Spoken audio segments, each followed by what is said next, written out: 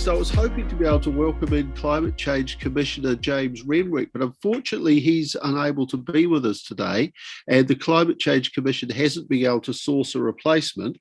So I spent the last 45 minutes writing some fairly hasty notes about what the Climate Change Commission has recommended in its advice. And I'm actually going to start with what's in the draft advice, because in many respects, the final advice, I think, is better for walking, but in one significant respect, unfortunately, I think it's gone backwards, and I'll talk you through why that is. So I'm well aware that there will be many people on this call who probably have a more detailed knowledge of what's in that report than I do. So please chip in. I'll be asking people at the end to come in with their knowledge and their comments on what's in there and what it means for walking and for living streets. But I'll just run through the notes I've got first, and then we'll move on to the second part of our morning session. So, as I imagine most people will know, the Climate Change Commission was set up under the Zero Carbon Act, and one of its to give advice to government on its 5-yearly emission budgets and on what measures should be taken to reduce emissions. And it gave its draft advice. Its draft advice was released at the end of January. It then received about 15,000 submissions and punished interesting slip of the tongue, published its final advice roughly a month ago. And that advice has now got, the ball is now in the government's court to react and come up with an emissions reduction plan in response to that advice. Now, in the climate change, when it comes to transport, of course, the Climate Change Commission's advice covers all areas of society and the economy. When it comes to transport, the draft advice was on transport was very, very strongly focused on replacing internal combustion engine cars with electric vehicles. That was so in the report. It was even more so in the Commission's public messaging. In that draft report, mode shift was seen as only holding the line on car use, i.e., with a rising population, the Commission saw car use going up for a couple more years, then staying at the same level. Now, the best thing about the draft report, I think, from Living Streets' point of view, was there was an explicitly stated assumption about increases in walking. And that read, we also assume that the share of this distance travelled by walking, cycling and public transport could be increased by 25%, 95% and 120% respectively by 2030. So in other words, this was talking about a walking distance share increase of 25% by 2030. That where Living Streets Aotearoa submitted in response, our submission was pretty targeted on walking. We welcomed the assumption there would be a 25% walking share increase, distance share increase, but we called for a higher target and a range of additional measures to support walking. Now, in the final advice to government from the Climate Change Commission, the good news is the transport section is a lot more balanced. It doesn't just put almost all the eggs in the electric car basket. It acknowledges difference between urban and rural transport and between different cities, which was something the first report notably failed to do. It recognises the health co-benefits of walking, cycling, and in general of activity, which again was something that was missing from the draft report. The bad news is, unfortunately, the specific assumption about an increase in walking share has been removed. Now, one of the questions in my mind, and one thing I think perhaps the LSA should follow up on, is why? So, as the Commission itself says, our final advice places more emphasis on shifting the way we travel and supporting better infrastructure for walking and cycling. It places less emphasis on private vehicle use, although accelerating EV uptake remains key to achieving our emissions budget.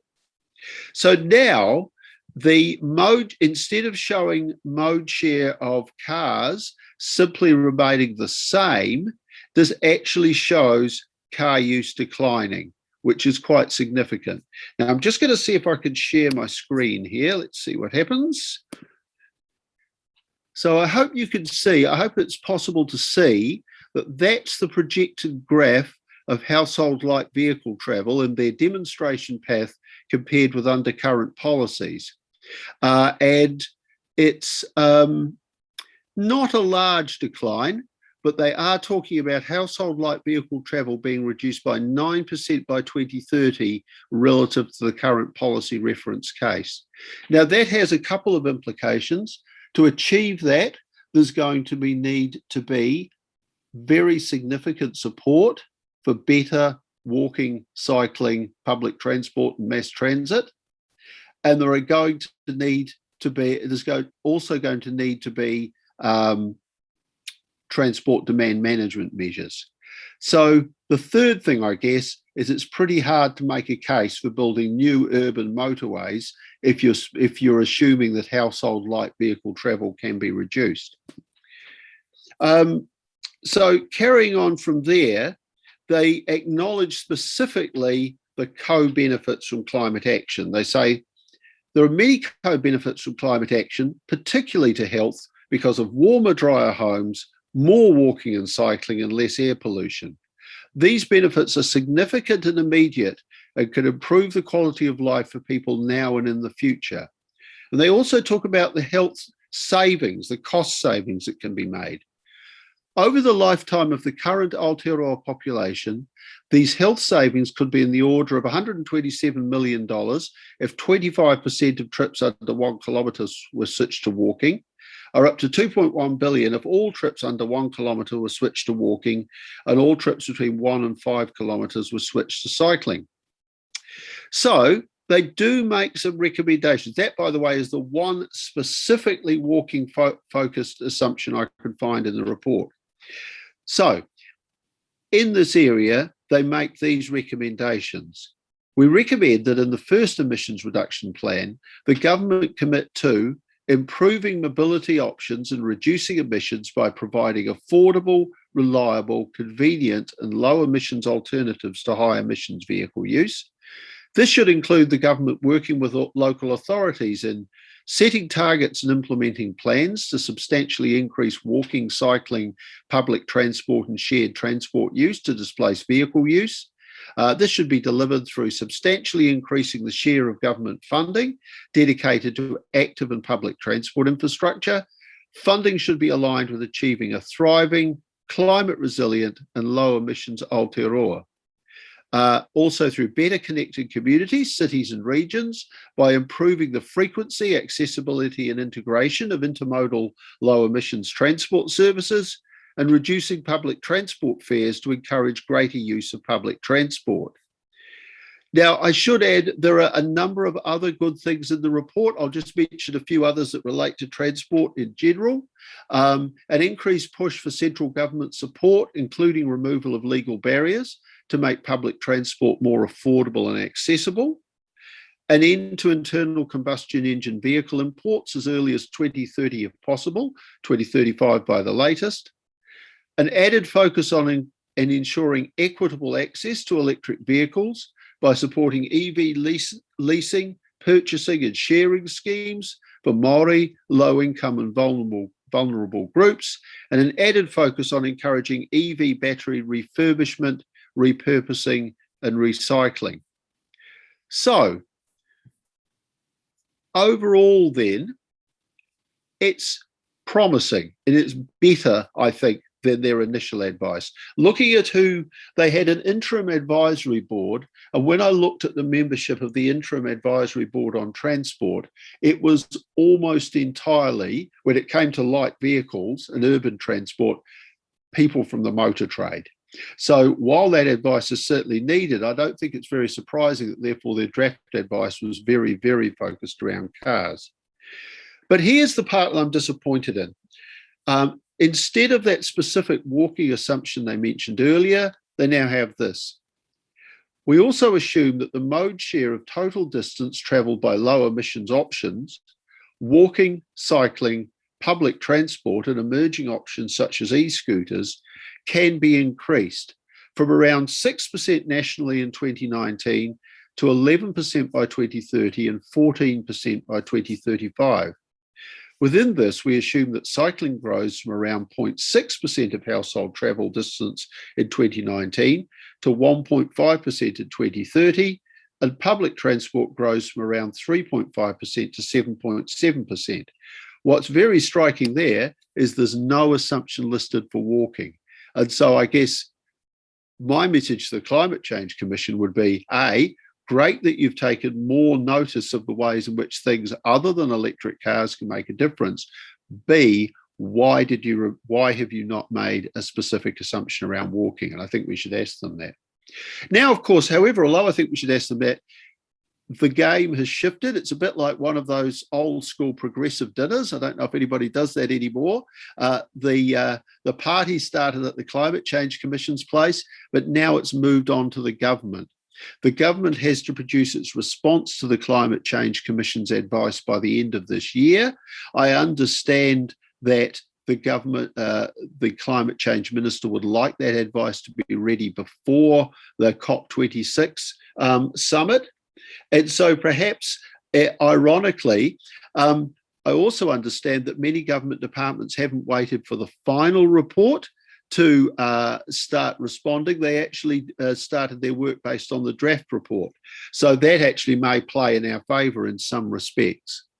So that's my summary. I wish we'd been able to have somebody from the Climate Change Commission who could actually answer that question about where the walking assumption has gone.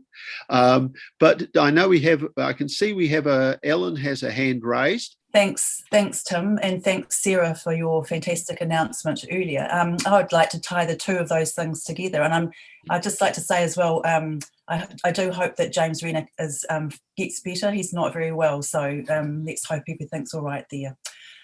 So Sarah and Tim, Sarah, I wondered if you know what you know about the Climate Change Commission targets. How do you see Wellington and what Wellington's doing, responding to those targets and increasing walk mode share? Is there a number that we're aiming at for increasing walk mode share in Wellington? Actually, Ellen, I'm not up with the recent announcements from the Climate Change Commission. I know we have a target of a 40% improvement in the region. So for Wellington, that would probably mean we'd be aiming to have about 3/4 of our population walking, cycling, or using public transport if we were able to do our share of that. It's pretty ambitious. Definitely. Sorry, can you just remind me of the question? What Wellington's response will be? Yeah, well, yeah. we kind of know what the climate change wants. Yeah, so, yeah. I think it is timely that we do set some targets. I actually was just written down the 0.6 to 1.5% cycling share, for example. Wellington's cycling share at the moment is somewhere between 2 and 4%, depending on, how we measure it. I can see Celia saying something there. That's my understanding. We're probably going to try and lift that to something more like, getting up to sort of like in that 5 to 10% range at least. Obviously, and walking. It would be good to set some targets. Celia, you have your hand up and you look like you want to say something. So, if Tim will let me, yes. I'd like to. Sarah, great announcements, and I do think it's exciting that those pedestrian changes will happen. I think there is a big question about regular measurement of walking in the capital. There was some work done in the early days of Let's Get Welly moving on all of the junctions along Willis Street, for example, which showed that there were far more people on foot than there were in vehicles, and that's the sort of thing that helps shift public opinion, not just expert opinion. And I just put in a big plea for both measurement and targets, but please don't lump the walking and the cycling together, or you will disguise the trends in both of them. I mean, with the investment in cycling, and hopefully not cycling on the footpaths, you should expect to see an increase. And with the improvements in the crossings and the timings, you should see an increase in walking. But if you lump them both together, you won't be able to see. No, I do agree, because the walking numbers would swamp the cycling numbers. And, walking is incredibly popular in Wellington. There are a lot of people who would walk to work, even if it's, 3/4 of an hour, they'd still walk because it's such a pleasant walk. That's one of the things I wanted to say about Wellington. We do have wind and we do have hills, but the physical environment is very, very stimulating, whether you're on wheels or walking. And the joy that you can have from the scenery and the constant changes in scenery and the constant changes in that physical experience of the space around you. And also, the fact that in the city we have worked quite hard to put in little quirky things, points of interest. So, it is a fantastic city to walk in, and there's no reason why we shouldn't be aiming for, a lot more people being able to walk as an everyday mode. And those lovely cycle counter things, please, the next set have the walking ones in as well. Yes, I'm writing these things down. So I'm very open to suggestions. We're always, it's a constant improvement process, obviously. My question, Sarah, is with one thing I noticed in the spatial plan is that in the final spatial plan, I think I'm right here, the walkability catchment size was increased, i.e. the what was regarded as a walkable catchment of from public transport stops. Correct me if I've got that wrong there. I'm just relying on reports I read quite late at night. But my question is, if that is the case, then it seems to me that for that to work, conditions for people walking need to be improved. So I wondered if any, if the corollary of the spatial plan is that the council actually needs to make sure those 15-minute catchments or whatever they were are actually properly walkable, that is safe, good pavement services, all that kind of thing. Has any consideration been given to that? My understanding is that 10-minute catchment is actually to the train stations. It's actually to mass transit stops. Right. So they're yet to be defined, although at the moment our understanding is that all of our trains routes are mass transit routes, including the Johnsonville line. So at the moment, all of those stops are defined as mass transit stops. Our staff are doing a little bit of work to to clarify that. So yes, look, and then it was meant to be a 10-minute, the initial proposal was for a 10-minute walking catchment to the edges of the CBD. We actually increased that to 15 minutes. Oh, that's the 15, right. That was the 15. Yep. But you are right. If we are expecting to encourage people to walk, not just because we're encouraging the housing to be reasonably close to the city and to public transport stops, then we've got to also make it a pleasant experience and a doable experience. And interestingly enough, I think it's more than just the surface too. It's about shelter. So one of the big things that came out from Thorndon Quay, people were very critical of the pedestrian experience in Thorndon Quay. It wasn't just the traffic and the experience of the footpath. It was actually that it's not very sheltered. No awnings, not a lot of trees to stop the wind. So I think people getting wet is a very big disincentive. So, and Wellington's not the place for an umbrella. So I think there are a lot of factors that we need to look at to make the pedestrian experience more pleasant if we really genuinely want to have that big uptake. So that 25% walk mode share increase that was in the draft Climate Change Commission report was a really significant and transformative move that we haven't seen before in New Zealand. So what do you think, I'll ask you as Living Streets, what do you think the Living Streets response to that is? Are we going to insist on, as Celia says, having a separate and clearly defined target? And Sarah, I know you started on this earlier, but do you think that Wellington City itself will have its own target for increase in walk mode share? The thing is, in Wellington, we would almost hit that now. So we have nearly 50% either taking public transport or walking. I think it's it's in the 20% for walking and in around 30% public transport. Obviously, depending on the area of Wellington, that's it can vary quite a lot.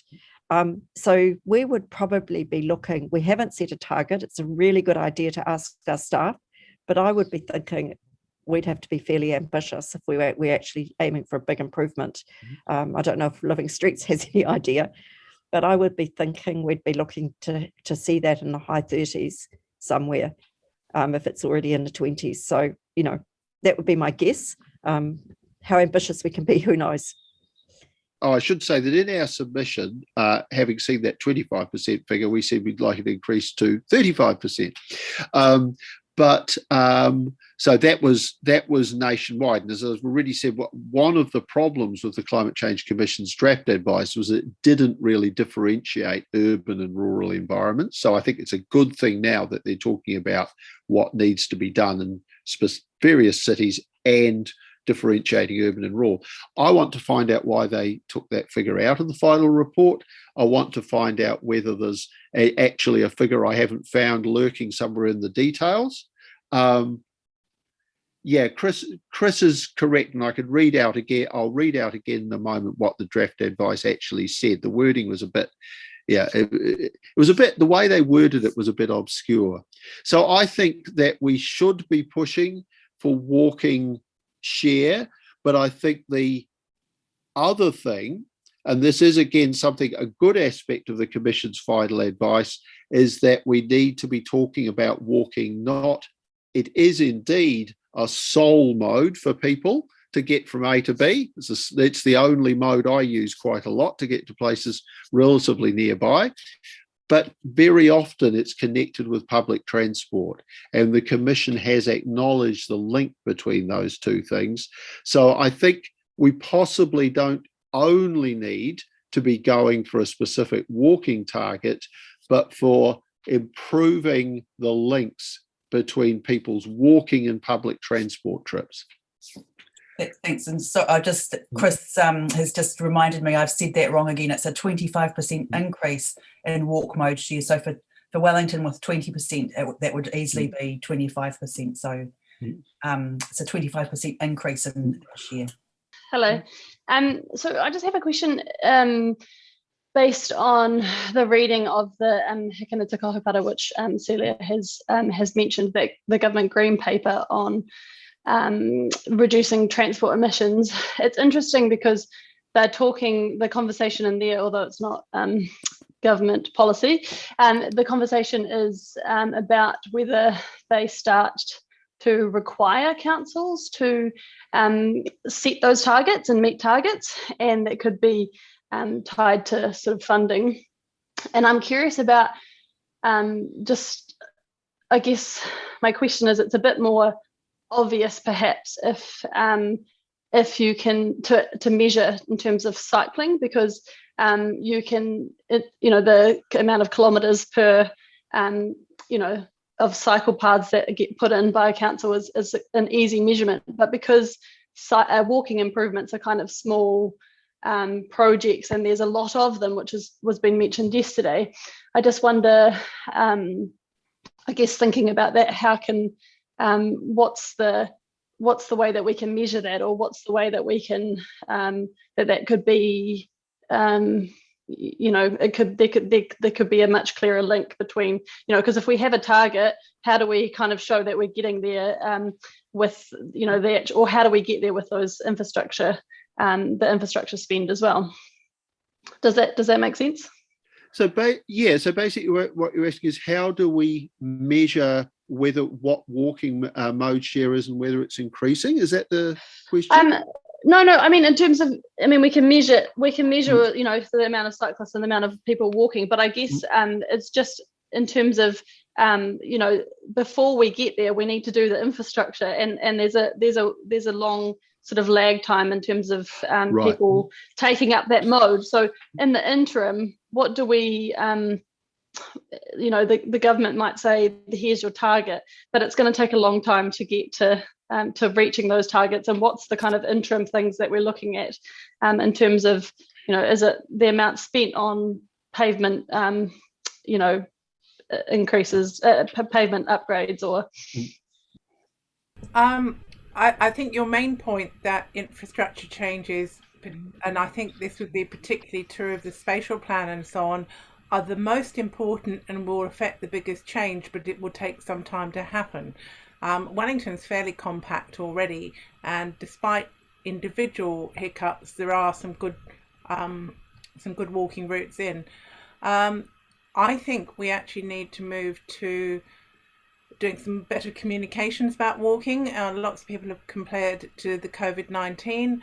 There's no reason that you couldn't get Jacinda saying something along the lines of climate change is real, do your part, walk your children to school.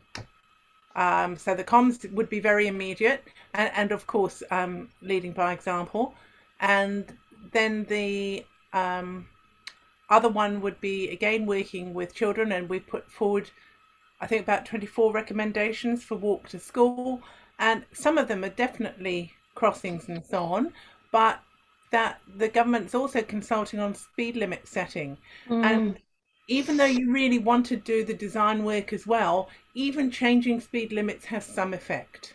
And that's pretty quick. So I'd say getting speed limits down to 30k outside all schools, doing some comms, and actually putting some support. Some very helpful person, I think it was Erica, pointed out that there is now a cross-government group working on physical activity. And if we can get them to actually think about walking, and walking to school in particular, that would make a big difference. And I say walking to school because that's a congestion time, and it's, you know, if you can get it good for kids walking to school, then you can get it good for aunts and uncles walking to the shops and so on. Perry, does that answer your question? Yeah, that was really helpful. I guess it's just again that you know, the lag time to see those changes in the actual measurements is what do we measure in the interim, but those are really good suggestions of the things that we can start doing to and I guess as well that's at all levels, which is you know, shows that, you know, we need to work better in partnership in that kind of government and council space.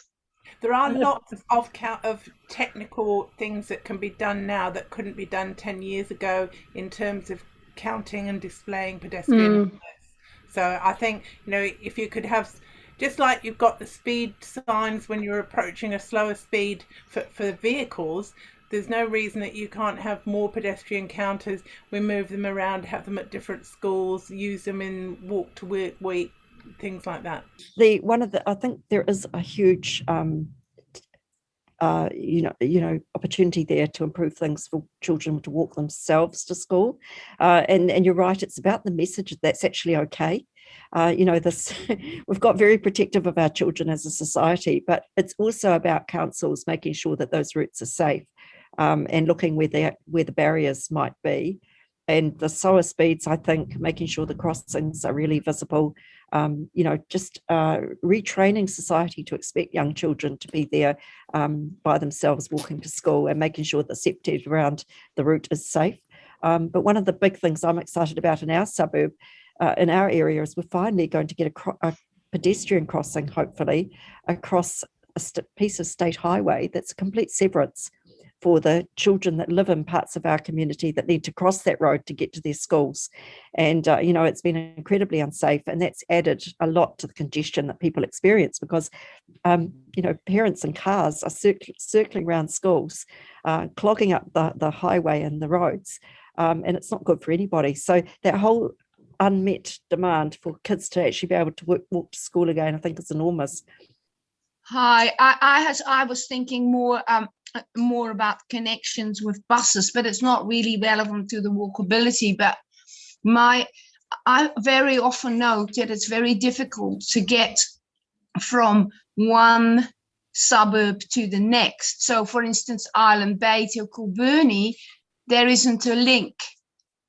So what I do, I take a bus right up to the top of where the zoo is, where I can drop off the bus. And then if I want to go to the swimming pool, I need to walk 15 minutes to get to the swimming pool, that sort of thing. Sometimes to get from A to B, it can be quite a long way.